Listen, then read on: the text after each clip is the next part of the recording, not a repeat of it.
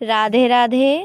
मेरे चैनल चांद और सूरज में आपका स्वागत है। आज मैं आप सभी के बीच लेकर आई हूँ महालक्ष्मी व्रत की कथा।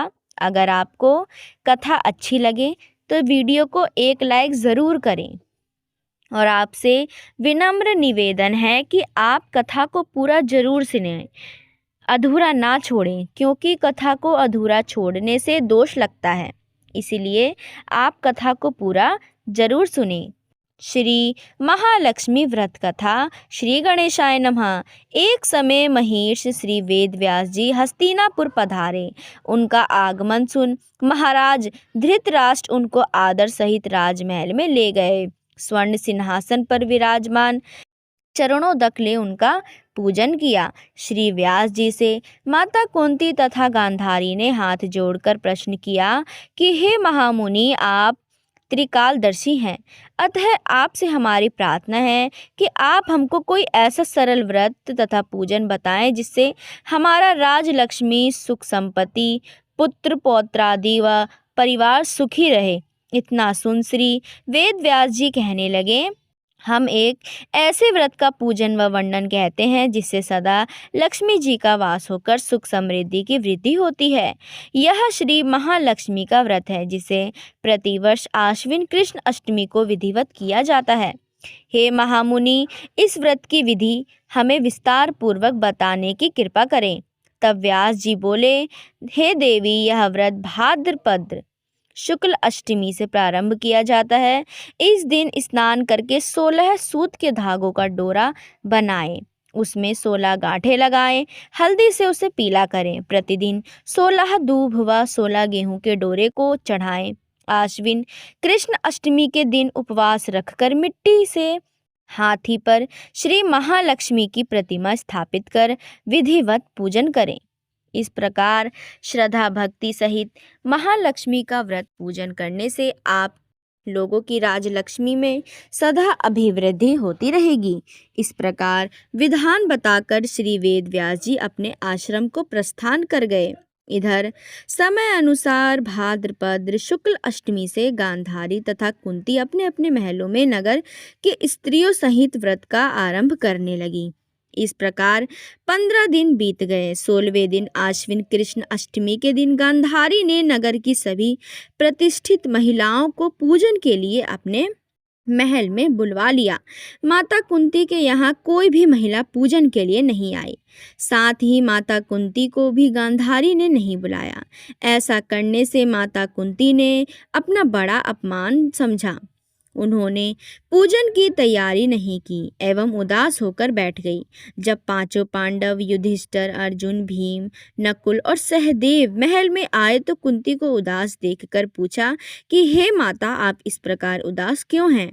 आपने पूजन की तैयारी क्यों नहीं की? तब माता कुंती ने कहा, हे पुत्र, आज महालक्ष्मी जी के व्रत का उत्सव गांधारी के महल में मनाया जा रहा है।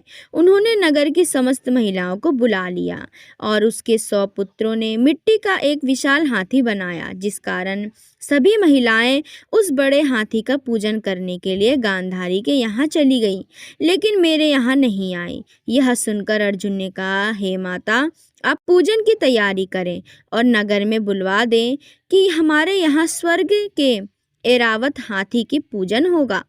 इधर माता कुंती ने नगर में ढिंढोरा पिटवा दिया और पूजन की विशाल तैयारी होने लगी।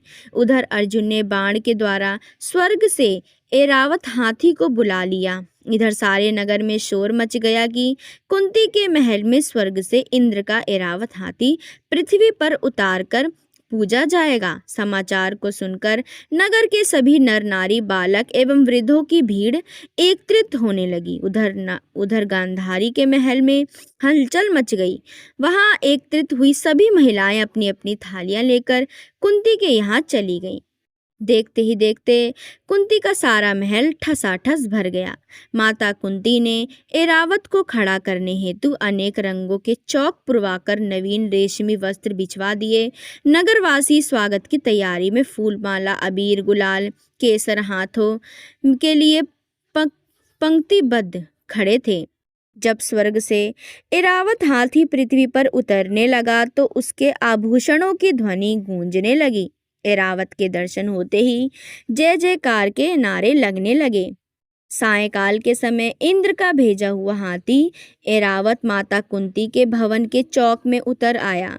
तब सब नर नारियों ने पुष्पमाला, अबीर, गुलाल, केसर आदि सुगंधित पदार्थ चढ़ाकर उसका स्वागत किया।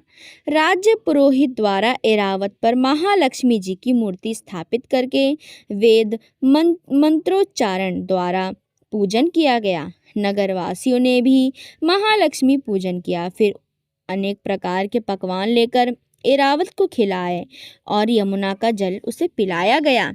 राज्य पुरोहित द्वारा स्वस्तिक वाचन करके महिलाओं द्वारा महालक्ष्मी का पूजन कराया गया। 16 गांठों वाला डोरा लक्ष्मी जी को चढ़ाकर अपने अपने हाथों में बांध लिया। ब्राह्मणों को भोजन कराया गया। दक्षिणा के रूप में स्वर्ण आभूषण, वस्त्र आदि दिया गया। तत्पश्चात महिलाओं ने मिलकर मधुर संगीत, लहरियों के साथ भजन कीर्तन कर संपूर्ण रात्रि महालक्ष्मी व्रत का जागरण किया। दूसरे दिन प्रातः राज्य पुरोहित द्वारा वेद मंत्रोच्चारण के साथ जलाशय में महालक्ष्मी जी की मूर्ति का विसर्जन किया गया। फिर एरावत को विदा कर इंद्रलोक को भेज दिया गया। इस प्रकार जो स्त्रियां श्री महालक्ष्मी जी का विधिवत व्रत एवं पूजन करती हैं, उनके घर धन धान्य से पूर्ण रहते हैं तथा उनके घर में महालक्ष्मी जी सदा निवास करती हैं। इस महालक्ष्मी जी की स्तुति अवश्य करें।